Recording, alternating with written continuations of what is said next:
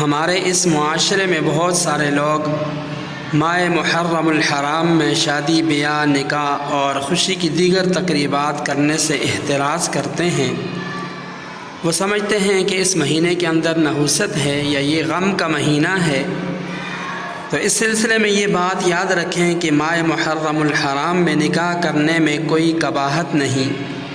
دیگر مہینوں کی طرح اس ماہ محترم میں بھی نکاح کرنا درست ہے اور جائز ہے، بلکہ اس ماہ میں نکاح نہ کرنے کی رسم بد کو ختم کرنے کے لیے نکاح کرنا موجب اجر و ثواب ہوگا۔ اور اگر اس ماہ مبارک میں شہادتوں کی وجہ سے اس کو غم اور سوگ کا مہینہ قرار دے کر نکاح سے احتراز کیا جائے تو پھر تو سال بھر میں کوئی مہینہ ایسا نہیں جس میں کسی عظیم شخصیت کی شہادت کا واقعہ پیش نہ آیا ہو، اور اس بنا پر تمام مہینوں میں پورے سال میں نکاح سے احتراز ناممکن بات ہے۔